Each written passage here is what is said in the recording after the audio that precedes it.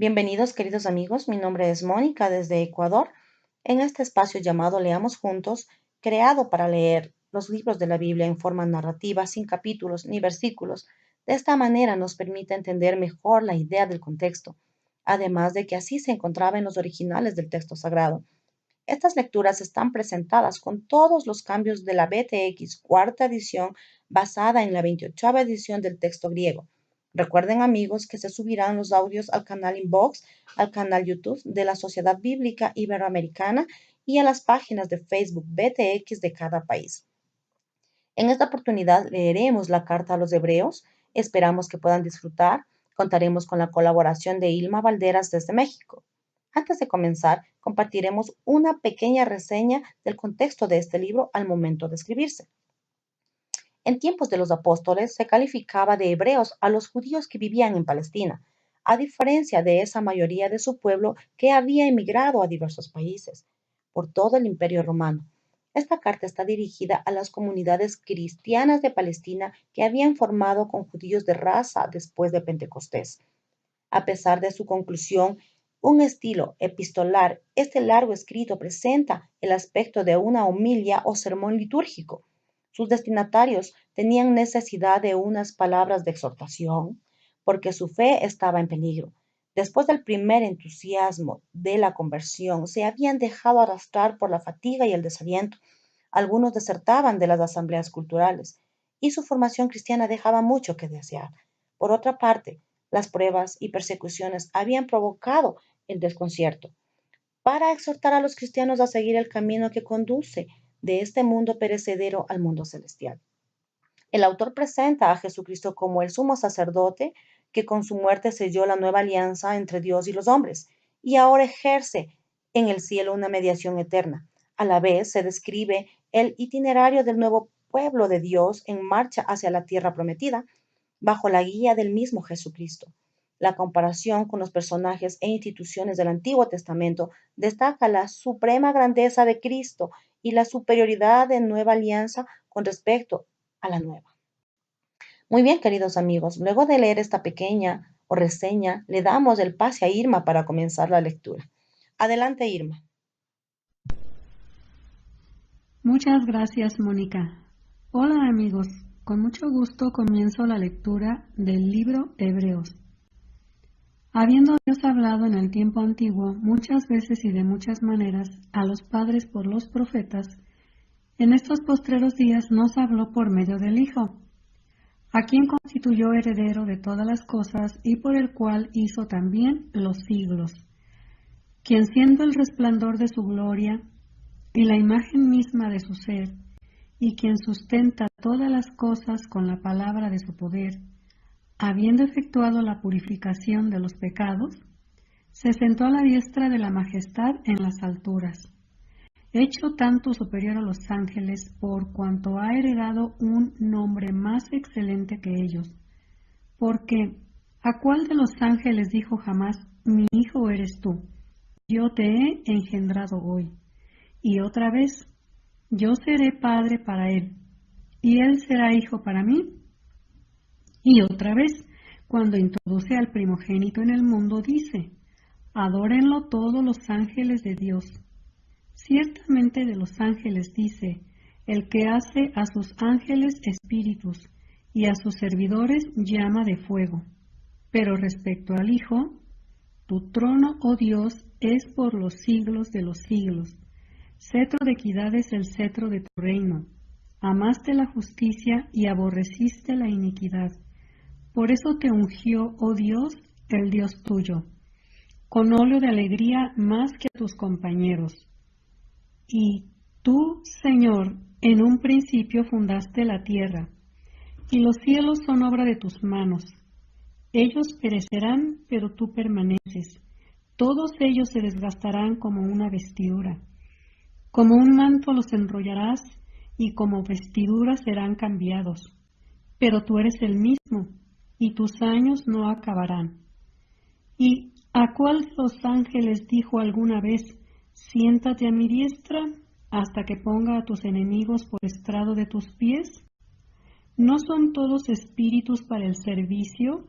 enviados para ayudar a favor de los que van a heredar salvación, por lo cual debemos dar más solícita atención a las cosas que fueron oídas, no sea que andemos a la deriva, porque si la palabra hablada por medio de ángeles fue firme, y toda transgresión y desobediencia recibió justa retribución, ¿cómo escaparemos nosotros teniendo en poco una salvación tan grande? La cual, comenzando a ser proclamada por el Señor, nos fue confirmada por los que lo oyeron, testificando Dios juntamente con ellos mediante señales y prodigios y diversos milagros y repartimientos del Espíritu Santo conforme a su voluntad, porque no sometió a los ángeles el mundo venidero, acerca del cual estamos hablando.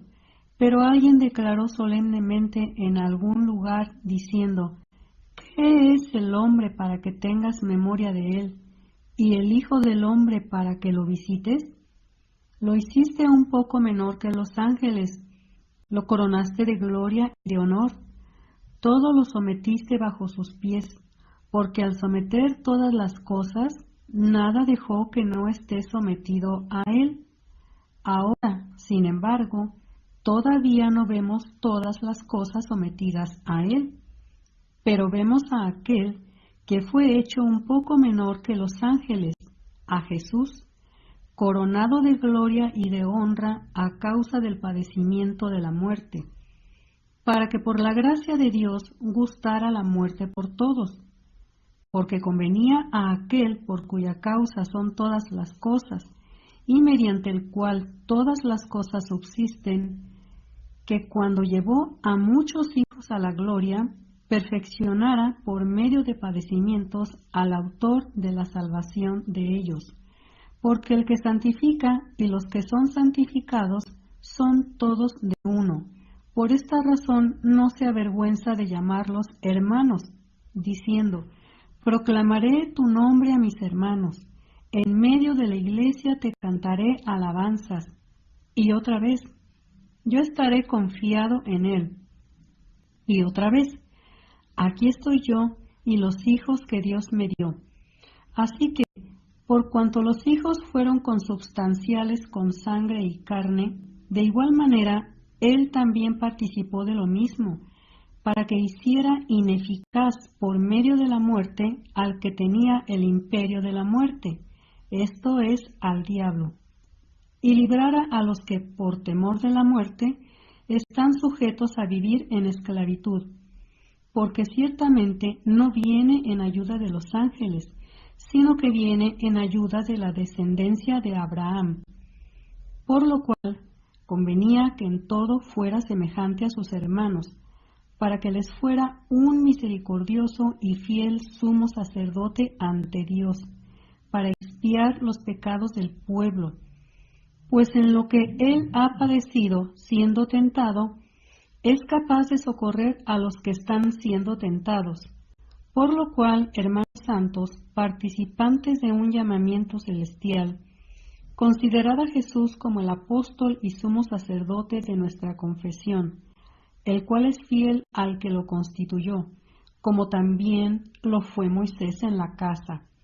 Pero aquel ha sido considerado digno de tanta más gloria que Moisés, por cuanto mayor honra que la casa tiene el que la construyó, porque toda casa es construida por alguno, pero el que hizo todas las cosas es Dios. Moisés en verdad fue fiel sobre la casa como siervo, para testimonio de las cosas que serán dichas. Pero Cristo, como hijo sobre su casa, la cual casa somos nosotros, si nos aferramos a la confianza y al orgullo de la esperanza. Por lo cual, así como dice el Espíritu Santo, hoy, si oís su voz, no endurezcáis vuestros corazones como en la rebelión, en el día de la tentación en el desierto, donde me tentaron vuestros padres, poniéndome a prueba, aunque vieron mis obras 40 años, por lo cual estuve airado con aquella generación, y dije, siempre se extravían en su corazón y no han conocido mis caminos. Por tanto juré en mi ira, no entrarán en mi reposo. Mirad pues, hermanos, no sea que acaso haya en alguno de vosotros un corazón malo de incredulidad que os aparte del Dios vivo.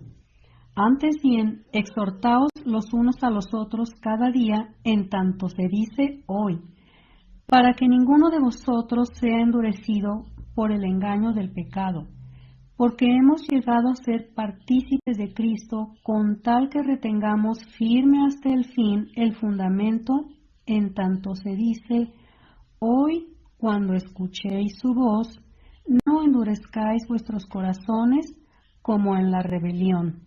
Porque, ¿quiénes después de oír se rebelaron? ¿No fueron todos los que salieron de Egipto por medio de Moisés? ¿Y con quiénes estuvo airado 40 años? ¿No fue con los que pecaron, cuyos cuerpos cayeron en el desierto? ¿Y a quiénes juró que no entrarían en su reposo, sino a los que desobedecieron? Y vemos que no pudieron entrar por causa de la incredulidad.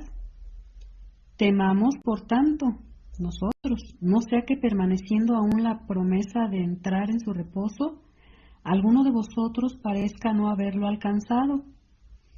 Porque así como a ellos, también a nosotros se nos ha anunciado la buena noticia. Pero no les benefició la palabra de la predicación por no ir acompañada de la fe en los que oyeron. Pero los que hemos creído entramos en el reposo, como ha dicho, juré en mi ira, no entrarán en mi reposo, aunque sus obras fueron acabadas desde la fundación del mundo. Porque así dijo en algún lugar respecto al séptimo día, y reposó Dios de todas sus obras en el séptimo día. Y otra vez en ese lugar, no entrarán en mi reposo. Por tanto, puesto que falta que algunos entren en él, y los que antes oyeron la buena noticia no entraron a causa de su desobediencia, de nuevo fija un día, hoy, diciendo por medio de David, después de tanto tiempo, como queda dicho antes, hoy si oís su voz, no endurezcáis vuestros corazones. Porque si Josué los hubiera hecho reposar, no hablaría después de estas cosas acerca de otro día.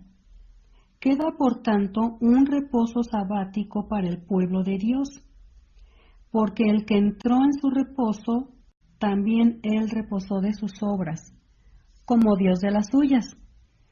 Procuremos pues entrar en aquel reposo, para que ninguno caiga en el mismo ejemplo de desobediencia. Porque la palabra de Dios es viva y eficaz, y más cortante que toda espada de dos filos, y penetra hasta dividir el alma y el espíritu, y hasta las coyunturas y los tuétanos, y es capaz de discernir los pensamientos y las intenciones del corazón.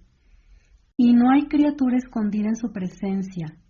Antes bien, todas las cosas están desnudas y expuestas a los ojos de aquel a quien tenemos que dar cuenta. Por tanto, teniendo un gran sumo sacerdote que ha pasado a través de los cielos, Jesús el Hijo de Dios, aferrémonos a nuestra confesión, porque no tenemos un sumo sacerdote que no pueda compadecerse de nuestras debilidades, sino uno que ha sido probado en todo según nuestra semejanza, excluido el pecado. Acerquémonos pues con confianza al trono de la gracia, para que obtengamos misericordia y hallemos gracia para el oportuno socorro. Porque todo sumo sacerdote tomado de entre los hombres es constituido a favor de los hombres en lo que concierne a Dios, para que presente ofrendas y sacrificios por los pecados, pudiendo ser indulgente con los que son ignorantes y extraviados, puesto que él mismo está sujeto a debilidades y a causa de ellas debe ofrecer sacrificios por los pecados, tanto por el pueblo como por sí mismo. Y ninguno toma para sí ese honor, sino el que, como Aarón, es llamado por Dios. Así también Cristo no se glorificó a sí mismo para hacerse sumo sacerdote, sino el que le dijo: Mi hijo eres tú, yo te he engendrado hoy. Como también dice en otro lugar: Tú eres sacerdote para siempre, según el orden de Melquisedec, quien en los días de su carne, habiendo ofrecido ruegos y súplicas con gran clamor y lágrimas al que podía rescatarlo de la muerte, fue oído a causa de su reverencia, y aunque era hijo, por lo que padeció, aprendió la obediencia, y habiendo sido perfeccionado, vino a ser autor de eterna salvación para todos los que le obedecen, y fue proclamado por Dios sumo sacerdote según el orden de Melquisedec. Acerca de esto tenemos mucho que decir y difícil de explicar, porque os habéis hecho tardos para oír, porque debiendo ser ya maestros en razón del tiempo, tenéis necesidad de que alguien os enseñe otra vez los primeros rudimentos de los oráculos de Dios. Y habéis venido a ser como los que necesitan leche, y no alimento sólido, porque todo el que usa de leche es inexperto en la palabra de justicia porque es recién nacido, pero el alimento sólido es de los perfectos, de los que por la práctica tienen los sentidos ejercitados para el discernimiento del bien y del mal.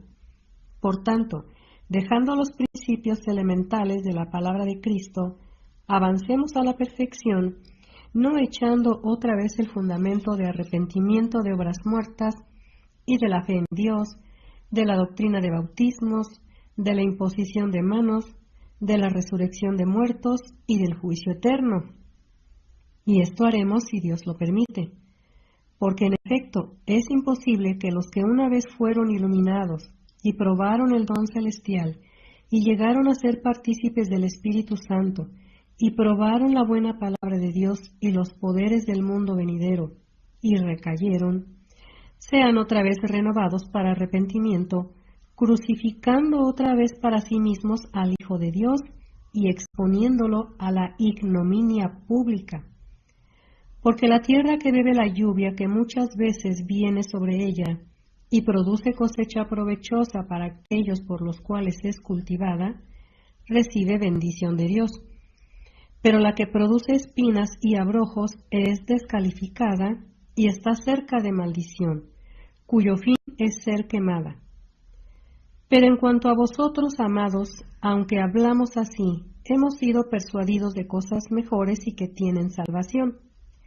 Porque Dios no es injusto para olvidar vuestra obra y el amor que mostrasteis hacia su nombre, habiendo servido y sirviendo a los santos. Pero deseamos que cada uno de vosotros muestre la misma diligencia hasta el fin, para plena seguridad de la esperanza, que no seáis perezosos, sino imitadores de los que mediante la fe y la longanimidad heredan las promesas. Porque cuando Dios hizo la promesa a Abraham, no teniendo a nadie mayor por quien jurar, juró por sí mismo, diciendo: Ciertamente te bendeciré grandemente, y te multiplicaré grandemente. Y así, habiendo esperado pacientemente, alcanzó la promesa. Porque los hombres juran por uno mayor, y para ellos la conclusión de toda controversia es el juramento como confirmación. Por lo cual, queriendo Dios mostrar más plenamente a los herederos de la promesa la inmutabilidad de su designio, interpuso juramento, para que por dos cosas inmutables, en las cuales es imposible que Dios mienta, tengamos un poderoso estímulo los que hemos huido en busca de seguridad, para asirnos de la esperanza puesta delante de nosotros, la cual tenemos como firme y segura ancla del alma, que penetra hasta detrás del velo, donde Jesús entró por nosotros como precursor, hecho sumo sacerdote para siempre, según el orden de Melquisedec. Porque este Melquisedec, rey de Salem, sacerdote del Dios Altísimo, el cual salió al encuentro de Abraham cuando regresaba de la derrota de los reyes y lo bendijo, al cual Abraham dio el diezmo de todas las cosas, significando en primer lugar Rey de Justicia y luego Rey de Salem, es decir, Rey de Paz, sin padre, sin madre, sin genealogía, que no tiene principio de días ni fin de vida, sino hecho semejante al Hijo de Dios, permanece sacerdote para siempre. Considerad pues cuán grande era éste, a quien Abraham, el patriarca, dio el diezmo de lo mejor del botín. Y en verdad, los de los hijos de Leví que han recibido el sacerdocio tienen mandamiento de exigir diezmos al pueblo según la ley, es decir, de sus hermanos, aunque ellos también sean descendientes de Abraham. Pero el que no desciende de ellos ha cobrado diezmos a Abraham y ha bendecido al que tenía las promesas. Y fuera de toda controversia, el menor es bendecido por el mayor. Y aquí ciertamente reciben los diezmos hombres mortales, pero allí uno de quien se da testimonio de que vive. Y por decirlo así, incluso Leví, el que recibe los diezmos, ha pagado diezmos por medio de Abraham, pero aún estaba en los lomos de su padre cuando Melquisedec salió a su encuentro. Si entonces la perfección hubiera sido por medio del oficio sacerdotal levítico, pues en esa base el pueblo recibió la ley, ¿qué necesidad había de levantar otro sacerdote según el orden de Melquisedec y que no fuera llamado según el orden de Aarón? Porque cambiado el sacerdocio, necesariamente ocurre también un cambio de ley, porque aquel acerca del cual se dicen estas cosas es de otra tribu, de la cual nadie sirvió al altar, porque es evidente que nuestro Señor ha surgido de Judá, una tribu sobre la cual nada habló Moisés referente a sacerdotes, y es aún más evidente si a semejanza de Melquisedec se levanta otro sacerdote, el cual ha sido constituido no según la ley de un mandamiento carnal, sino según el poder de una vida inmortal. Pues se da testimonio, tú eres sacerdote para siempre, según el orden de Melquisedec.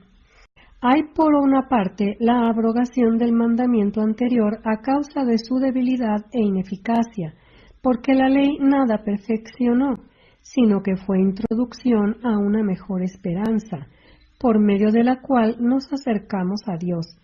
Y por cuanto no fue sin juramento, porque los otros ciertamente sin juramento fueron hechos sacerdotes, pero él, con el juramento del que le dijo, juró el Señor y no se arrepentirá, tú eres sacerdote para siempre.